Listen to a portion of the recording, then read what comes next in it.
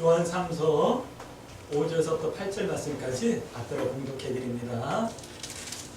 사랑하는 자여, 내가 무엇이든지 형제 곧 나그네 된 자에게 행하는 것은 신실한 일이니 그들이 교회 앞에서 너희 사랑을 증언하였느니라. 내가 하나님께 합당하게 그들을 전송하면 좋으리로다. 이는 그들이 주의 이름을 위하여 나가서 이방인에게 아무것도 받지 아니함이라. 그러므로 우리가 이 같은 자들을 영접하는 것이 마땅하니 이는 우리로 진리를 위하여 함께 일하는 자가 되게 하려 함이라. 아멘. 우리 서로 인사합니다. 참 잘 오셨습니다. 참 잘 오셨습니다. 네, 우리가 4주 동안 훈련받고 왔어요. 건강하게 돌아와서 감사한데, 얘기를 들어보니까 훈련소에서 큰 일들이 많이 있었더라고요. 수류탄 투척을 하는데 수리탄을 저 밑에 떨어져 있는 연못에 던져야 되거든요. 그래야지만 파편이 안 튀니까. 근데 그걸 잘못 던졌나 봐요. 동료들 다 죽일 뻔한 그런 일도 있었다. 총을 보통 훈련소에서는 총알을 안 넣어주거든요.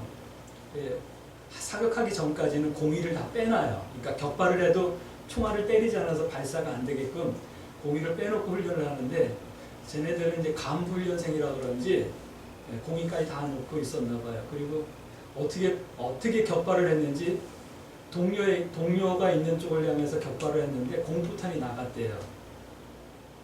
그래가지고 동료가 맞았는데 공포탄이라 다행히 인명사고는 없었다, 뭐 이런 이야기들을 하더라고요.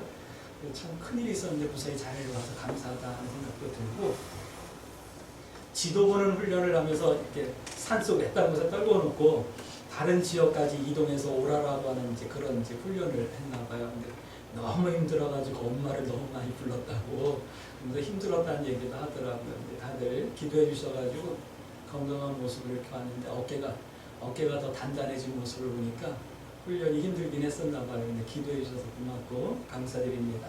그리고 다들 이렇게 나오셔서 감사드리고요. 오늘 함께 말씀 나누면서 또 기도의 제목 붙들 수 있길 바랍니다.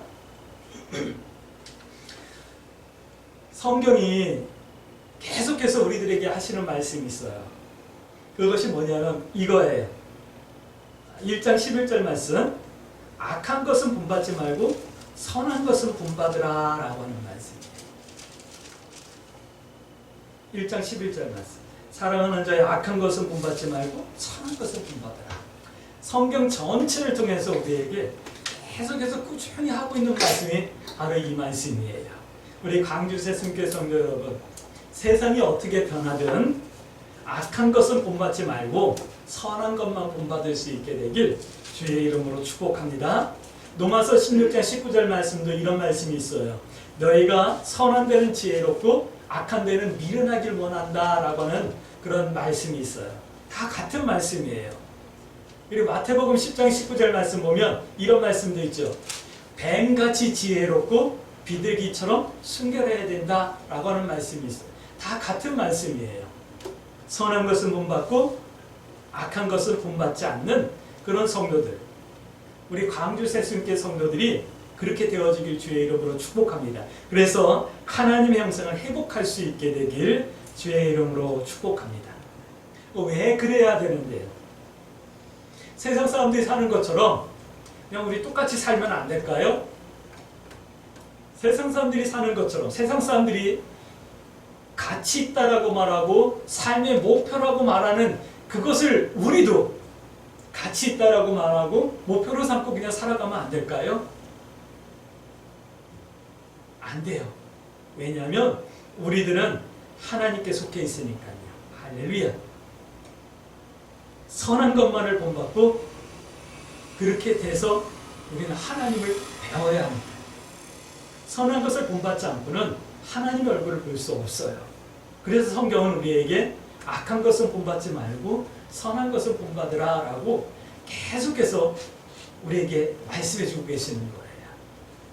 우리가 이 세상에서 70년, 80년 살다가 끝나는 것 같으면 우리가 교회 다닐 필요도 없고 선한 것을 닮으며 살려고 애쓸 필요도 없겠죠.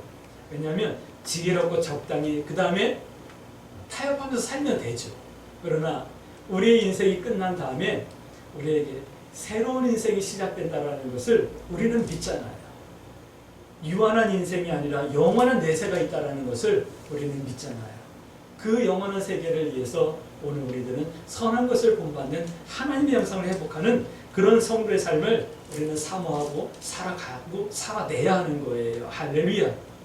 근데 반대로 말씀드릴게요. 선한 것을 본받지 못하면 어떻게 될까요?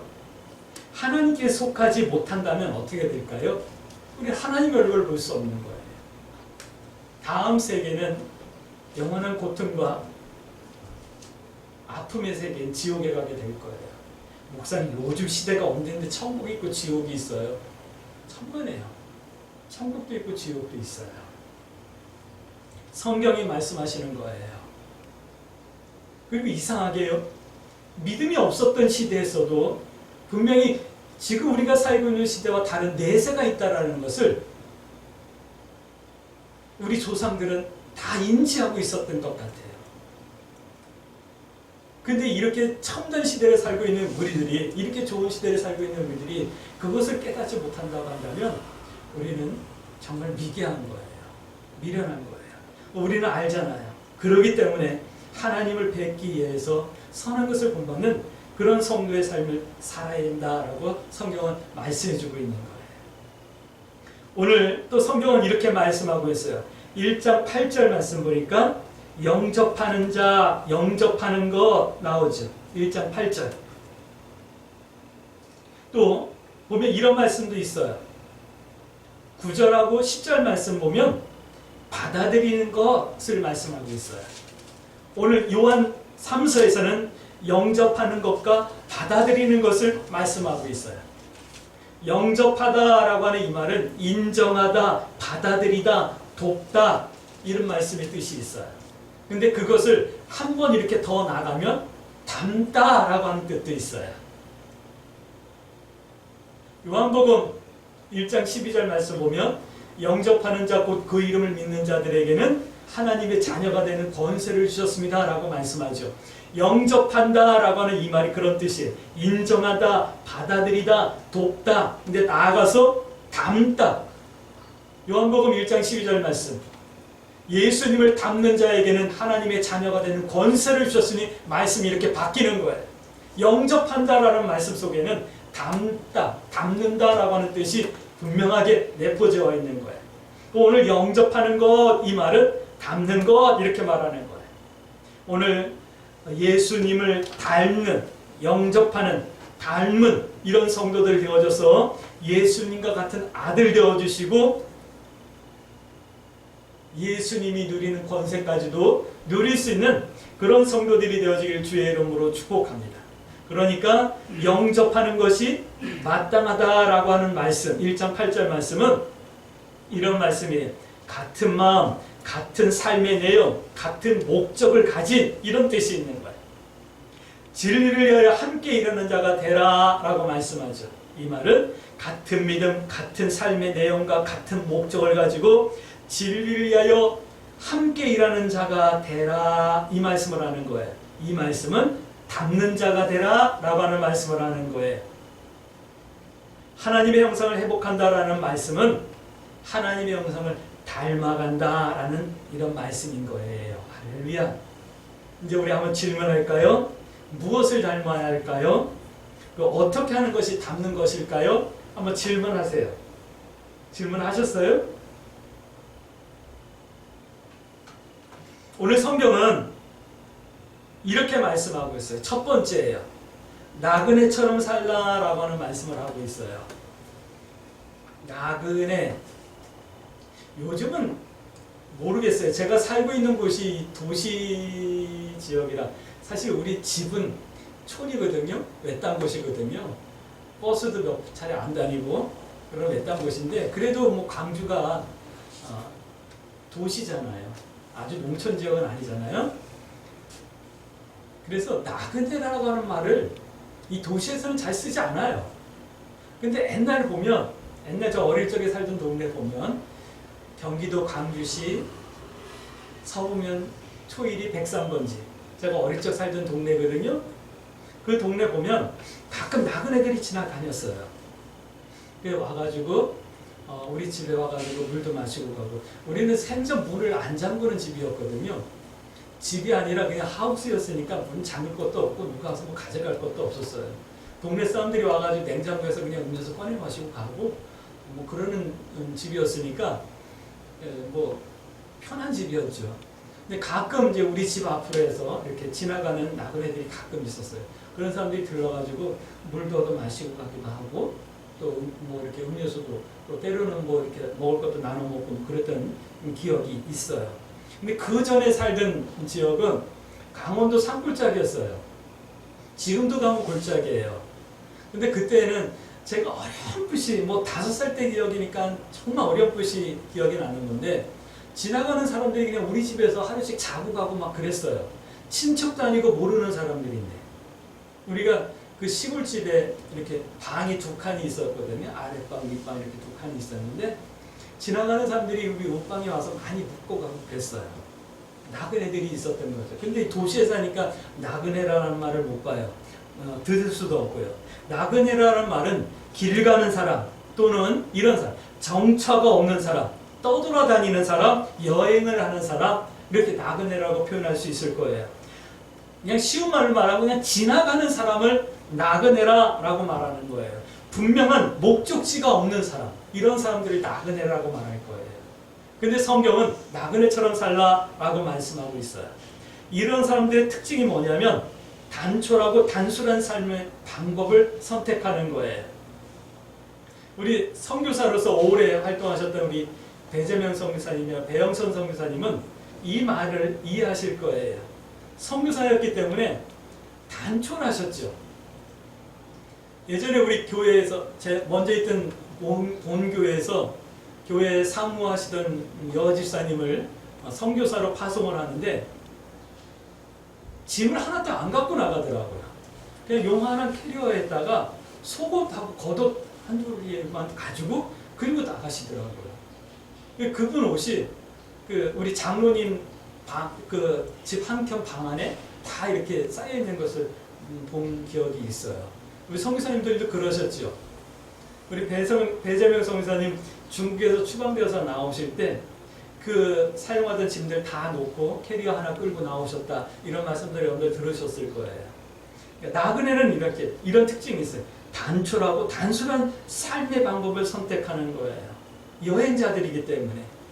창세기 47장 말씀 보면 야곱이 그러죠. 이제 100살이 넘게 살았어요. 이제 노년이 되어졌어요.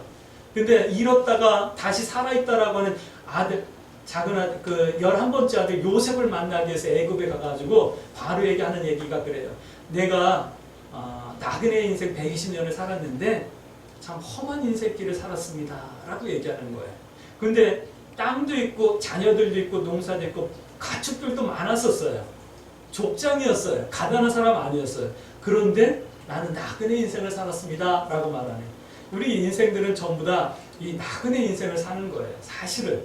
근데 나그네라는 것을 까먹으니까 이 땅에서 잘 먹고 잘 살려고 땅 살려고 그러고 집 살려고 하고 쌓아놓고 살려고 하고 죽을 때는 그거 다 놓고 그냥 빈손으로 가는 거죠. 네, 이런 특징이 있다라는 거야. 근데 마태복음 25장 말씀 보니까 나그네는 반드시 하나님께서 영접해 주신다라고 말씀하는 거예요. 그러니까 우리는 나그네처럼 살아야 되는 거예요. 그래서 오늘 요한 3서도 나그네처럼 살아야 될 것을 말씀하는 거예요. 근데 성경이 말씀하시는 나그네는 우리가 알고 있는 나그네, 세상적인 개념의 여행자와는 조금 달라요. 분명하고 확고한 삶의 목적과 목표를 갖고 있는 사람. 그래서 그 목적과 목표를 위해 살아가는 성도를 나그네라고 말하는 거예요. 여러분들, 내 삶에 분명한 목적, 아주 확고한 목표가 여러분들 있습니까? 성도에게는 그게 있어야 되는 거예요. 그 목표 때문에 이 세상의 것들을 우리는 분토처럼 여기며 단촐하고 단순한 나그네와 같은 그런 삶을 선택할 수 있어야지만 되는 거예요. 근데 그런 삶이 뭐냐면 이렇게 살래요. 주의 이름을 위하여 살라라는 말씀을 하고 있는 거예요. 성도는 주의 이름을 위하여 살아야 되는 거예요. 나그네처럼 살되 주의 이름을 위해 살아야 된다라고 말씀하는 거예요. 1장 7절 말씀 볼게요. 이는 그들이 주의 이름을 위하여 나가서 이방인에게 아무것도 받지 아니하고 그들을 사랑하며 섬기며 도왔다라고 말씀하고 있잖아요. 주의 이름을 위해 산다라는 것은 바로 이렇게 사는 거예요. 섬기며 도우며 사는 것. 이걸 이렇게 표현하죠. 위하여서 사는 삶을 선택했다라는 말씀이에요. 우리 광주 새순교 성도 여러분들이 위하여 살 수 있게 되길 주의 이름으로 축복합니다. 하나님과 하나님의 영광을 위하여 살고 내 이웃을 내 몸같이 위하여 살 수 있는 그런 성도들 되어지길 주의 이름으로 축복합니다. 로마서 15장 1절 말씀 보니까 너희 믿음에 부유한 자들, 믿음이 연약한 자들의 연약함을 담당해내는 부유한 자들 되라고 말씀하고 있어요. 오늘 우리 광주 새순교 성도들이 믿음에 부유한 자 되셔서 섬기고 돕고 나누는 삶을 살 수 있게 되길 주의 이름으로 축복합니다. 내가 잘 사는 것이 주의 이름을 위하는 것이 아니에요. 우리는 그렇게 배웠죠. 내가 일 열심히 하고 성공해가지고 내가 좋은 집에 살아야 되고 내가 좋은 차를 사야 되고 내가 좋은 높은 지위에 있어야지만 하나님의 영광이 나타나고 하나님 영광 받으신다라고 배웠어요. 그러나 그것이 하나님의 영광을 위한 것이 아니에요. 내가 잘 사는 것이 아니라 내가 잘 살게 돕고 섬기는 것이 주의 이름을 위하는 것이에요. 내가 왜 잘 살아야 되죠? 돈 많이 벌어야죠. 그러나 돈 버는 목적이 내가 큰 집에 살고 큰 차를 타기 위함이 아니라 더 많은 주의 영광을 위하여 어렵고 힘든 이들을 돕고 그들의 연약함을 담당하기 위해서 버셔야죠. 내가 왜 공부를 많이 해야 되죠? 내가 좋은 직장에 들어가고 내가 많은 월급을 받아서 잘 살기 위함이 아니라 연약한 이들을 돕고 나누고 섬기기 위해서 공부해야죠.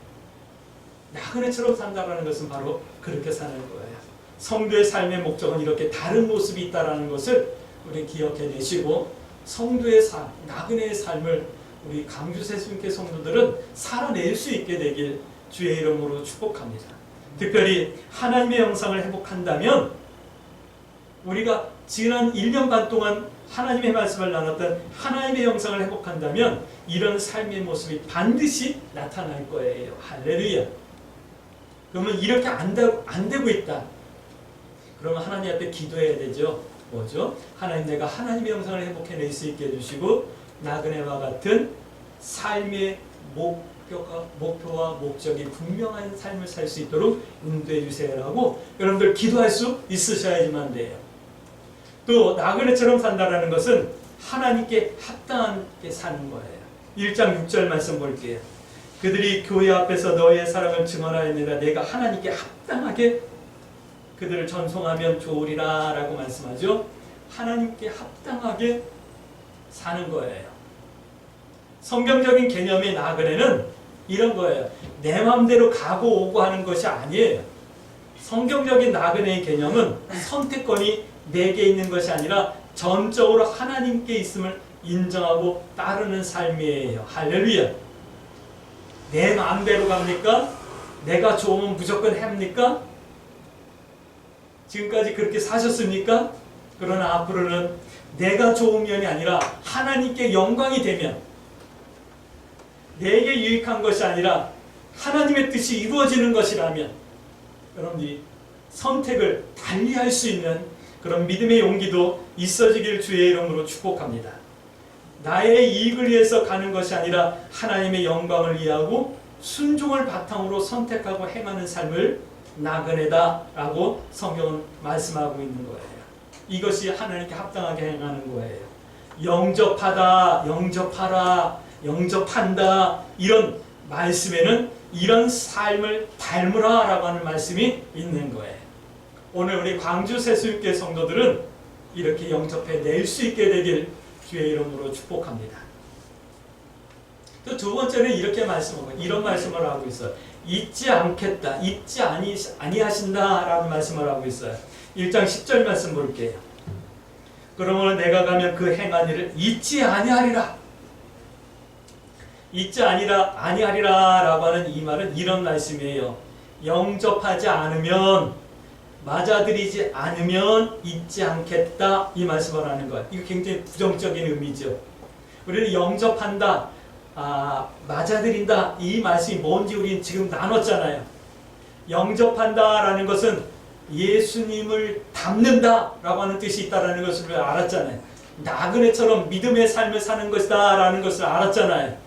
그런데 영접하지 않으면, 맞아들이지 않으면 잊지 않으신다 이 말은 부정적인 말씀이에요. 다른 말씀 드릴게요.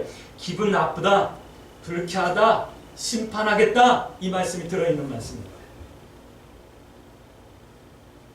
우리 광주 세종교 성도들에게는 나그네와 같은 삶을 본받는 성도들에게는 이 잊지 않겠다, 잊지 않으신다 라고 하는 이 말씀이 좀 반대로 들려지길 주의 이름으로 축복합니다. 어떻게 해요? 내가 영접했으니, 다시 말씀드릴게요. 내가 예수님을 닮았으니, 예수님을 받아들였으니 잊지 않겠다 이렇게 들리셔야지만 돼요. 영접하는 자, 다시 말씀드릴게요. 예수님을 닮는 자들에게는 하나님의 자녀가 되는 권세를 주셨으니, 이 말씀이 이렇게 바뀌어졌죠. 너희가 영접했으니, 받아들였으니 내가 너희를 잊지 않겠다 이렇게 들리셔야지만, 바꿔서 들릴 수 있는 말씀을 바꿔서 여러분들이 받을 수 있는 그런 성도들이 되어주길 주의 이름으로 축복합니다. 그래서 잊지 않겠다라는 말이 기쁘다, 고맙다, 내가 갚아주겠다, 할렐루야 이렇게 말씀이 여러분들에게 들려질 수 있게 되길, 바뀌어질 수 있게 되길 주의 이름으로 축복합니다. 마태복음 25장 3-4절 말씀 보니까 이렇게 말씀하고 있잖아요. 너희가 이 어린 소자에게 하지 않은 것이 내게 하지 않은 것이다. 반대로 이 어린 소자에게 한 것이 내게 한 것이니까 내가 갚아주겠다. 25장이 분명히 말씀하고 계시잖아요. 오늘 하나님께서 잊지 아니하시고 기뻐하시며 갚아주실 수 있는 그런 성도들 되어줄 수 있게 되길 주의 이름으로 축복합니다. 성경은 이렇게 말씀하십니다. 1장 15절 말씀, 평강이 내게 있을지어다 이 말씀하라는 거예요. 진리를 위하여 함께 일하는 성도들아, 나그네와 같은 삶을 본받아 닮아가는 성도들아, 진리를 행하는 삶을 힘을 내라, 조금 더 견디라 말씀하고 있는 거예요. 할렐루야. 이렇게 사는 것이 진리 안에서 행하는 것이고 하나님의 영성을 회복하는 것이다 라고 말씀하고 있는 거예요. 이 하나님의 마음과 이 하나님의 간절함이 여러분들에게 들려지고 보여질 수 있게 되길 주의 이름으로 축복합니다. 이제 세 번째예요. 하나님의 소원, 여러분들 생각해 보셨을까요? 저는 지난 2주 동안 다음 말씀의 주제를 뭐로 할까 고민을 많이 했어요. 그러면서 하나님의 소원이라고 하는 그런 감동을 받아서 하나님의 소원이 뭐예요? 라고 기도하면서 지금 말씀을 준비하고 있는데, 하나님의 소원이라고 하는 주제로 말씀을 전하려고 하니까 쉬울 것 같았는데 너무 어려워요. 하나님께서 지금 아무것도 감동 안 하고 계셔요. 근데 오늘 하나님의 소원을 한번 나눌게요. 하나님의 소원은 뭘까요?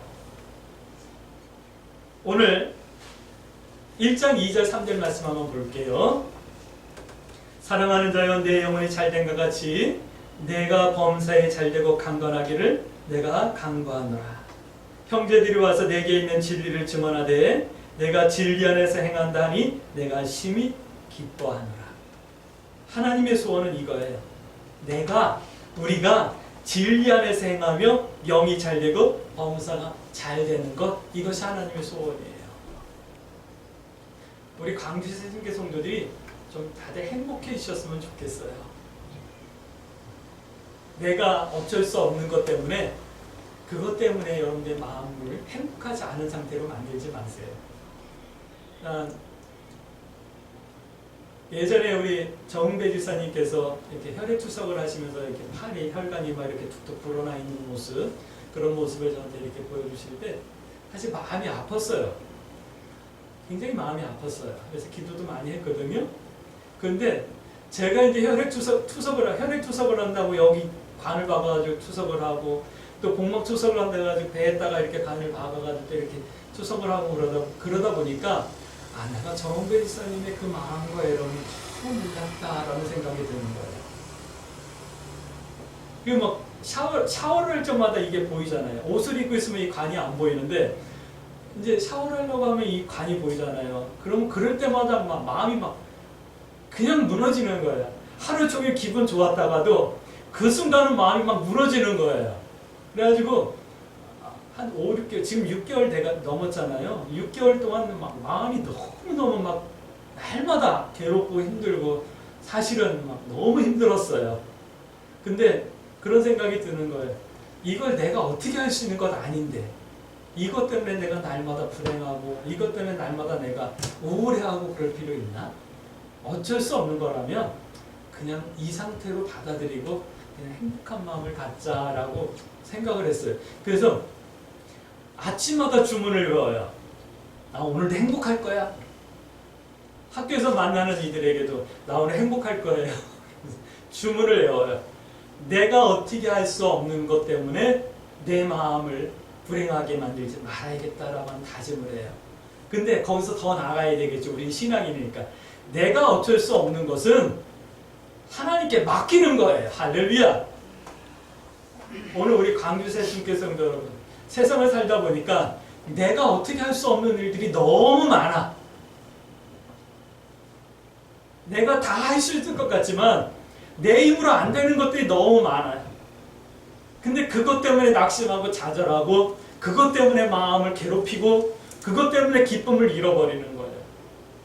그러지 말고 내가 어떻게 할 수 없는 것은 하나님께 맡기고 우리는 하나님께서 주시는 평강을 하나님께서 주시는 행복을 여러분들이 마음껏 누리는 그런 삶을 살 수 있게 해달라고 기도하시길 부탁드립니다.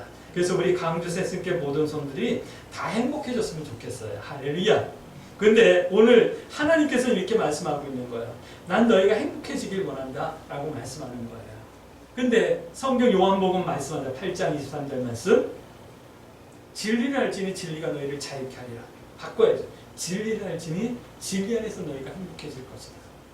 자유해진다라는 것은 행복해진다라는 것과 같은 의미의 말씀이거든요.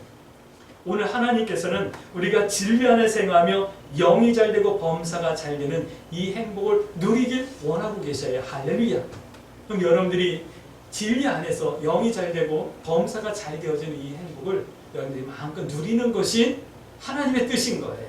여러분들이 행복해지시길 주의 이름으로 축복합니다. 그래서 나도 행복해지지만 하나님께도 기쁨이 되어지셔야죠. 근데 내가 하나님께 맡기지 못하니까 나도 기쁘지 못하고 행복하지 못하고 하나님께서도 기뻐하지 않으시는 거예요. 기쁨을 못 누리시는 거예요. 오늘 우리 광주 새순교 성도 여러분, 여러분들이 행복해지시고 하나님도 행복하게 하실 수 있는 그런 성도들이 되어지길 주의 이름으로 축복합니다. 이 말씀은 성도가 나그네와 같은 삶을 닮아가며 주님의 이름을 위하여 하나님께 합당하게 진리를 위하여 함께 일하는 것, 이것이 영이 잘 되고 범사가 잘 되는 것이다 라고 하는 말씀을 하는 거예요. 성도가 이렇게 되는 것이 하나님의 소원이라고 말씀하는 거예요. 그래서 오늘 간구하노라 라고 말씀하시잖아요. 소원한다, 간절히 기대한다, 고대한다, 이 말씀이에요.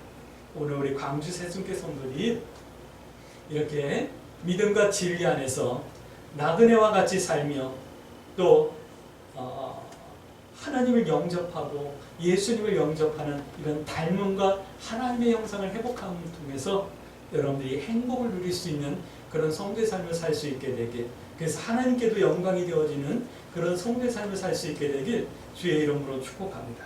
그러므로 이렇게 기도해야 되겠죠. 하나님, 내가 나그네와처럼 살 수 있게 해주세요. 분명한 목적과 목표를 가지고 살 수 있게 해주시되 주의 이름을 위하여 섬기는 자, 돕는 자 될 수 있도록 믿음의 부유한 자 되게 해주시고 하나님께 합당한 자 되어질 수 있도록 내 마음대로 하는 것이 아니라 하나님 뜻대로 행하는 삶을 선택해낼 수 있게 해주세요. 그래서 하나님께서 기억하는 성도 되어질 수 있게 해주시고 하나님의 소원을 이루어드리는 한 주간 성도의 삶을 살아갈 수 있도록 인도해 주세요. 이렇게 기도하며 믿음의 선택을 두려워하지 마시고 하나님 뜻 행하기와 하나님 편에 서기를 부끄러워하지 아니하는 승리하는 한 주간 살 수 있게 되길 주의 이름으로 축복합니다. 아멘.